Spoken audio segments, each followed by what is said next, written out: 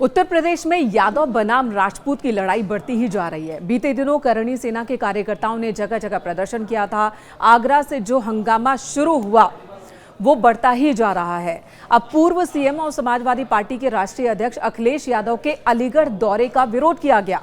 अखिल भारतीय क्षत्रिय महासभा के कार्यकर्ता सड़कों पर उतर आए। उन्होंने अखिलेश यादव को अलीगढ़ में प्रवेश नहीं करने देने को लेकर प्रदर्शन किया और यहां पर नारेबाजी की, जिसके बाद पुलिस टीम मौके पर पहुंची। पुलिस ने 2 कार्यकर्ताओं को हिरासत में लिया, तब जाकर मामला थोड़ा शांत हुआ। क्षत्रिय महासभा का कहना है कि अखिलेश यादव लगातार राजपूत समाज पर विवादित बयान दे रहे हैं और राणा सांगा को लेकर उनके सांसद ने जो विवादित बयान दिया उसका वो समर्थन कर रहे हैं।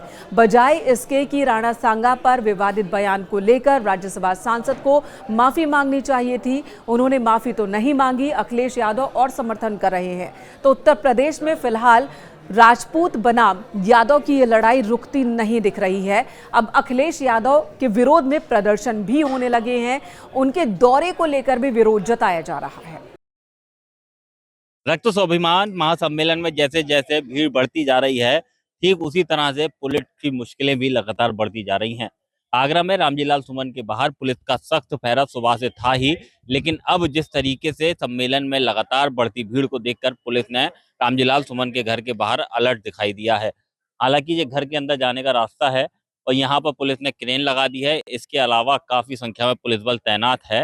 हालांकि बैरिकेडिंग कर दिया गया है। पुलिस की कोशिश यही है कि अगर कोई करणी सेना के लोग यहाँ पर आते भी हैं तो वो अंदर एंट्री ना कर सकें। यही वजह है कि अंदर जाने का रास्ता रामजीलाल सुमन के घर का पुलिस ने पूरी तरह से बंद किया हुआ है। अलर्ट मोड में पुलिस दिखाई दे रही है। लेकिन सूत्रों से हवाले से बड़ी खबर ये सामने आई है कि जिस जगह पर यह सम्मेलन हो रहा था वहां से करणी सेना के कुछ कार्यकर्ताओं ने निकलना शुरू कर दिया है, जो कि अब रामजीलाल सुमन के घर की तरफ कूच कर सकते हैं। जिसके बाद से आगरा पुलिस अलर्ट मोड में आई और रामजीलाल सुमन के घर के अंदर जाने का जो रास्ता है उसको पूरी तरह से अब पुलिस ने बंद कर दिया है।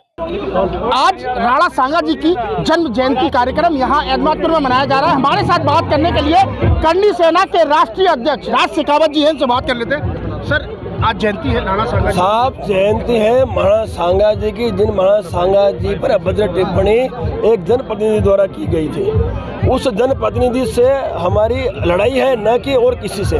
उस जनप्रतिनिधि को आज नहीं तो कल हम मुंह तोड़ जवाब देंगे, हड्डी तोड़ जवाब देंगे, कुटाई करके जवाब देंगे। क्योंकि अब इन घटनाओं का पुनरावृत्ति रोकने के लिए हमारे पास एकमात्र विकल्प बचा है, तो वो विकल्प के माध्यम से हम हमारे पूर्वजों का स्वाभिमान की रक्षा करेंगे। सर, ये बताइए, जिस तरीके से अखिलेश जी ने भी समर्थन दिया है उनको, तो क्या ऐसा है, अखिलेश जी बहुत बड़ी भूल कर रहे हैं और इसका नुकसान उन्हें आने वाले समय में भुगतना पड़ेगा। क्योंकि हम उत्तर प्रदेश में बहुत बड़ी संख्या में वोट बैंक रखते हैं क्षत्रिय, और जिस तरह से उन्होंने उनको समर्थन किया है, मैं आपको वादा करता हूं कि मैं खुद गांव-गांव जाकर मेरे क्षत्रियों को उनकी कुलदेवी की कसम खिलवा के इस पार्टी का बहिष्कार करवाऊंगा। सर, 5 बजे तक का आपने प्रशासन को अल्टीमेटम दिया है, उसके बाद ऐसा है, सरकार को दिया है, क्योंकि सरकार का प्रतिनिधिमंडल आएगा, हमारी अपेक्षाओं पे हमारे से चर्चा करेगा, उसमें सहमति होगी, क्योंकि समय देना जरूरी है। उसके बाद हमारी जो टीम है यहाँ से अनुशासन में अपने घर को जाएगी। बिल्कुल, देखिए, ये यहाँ पर हमारे साथ बात करने के लिए राज शेखावत जी थे।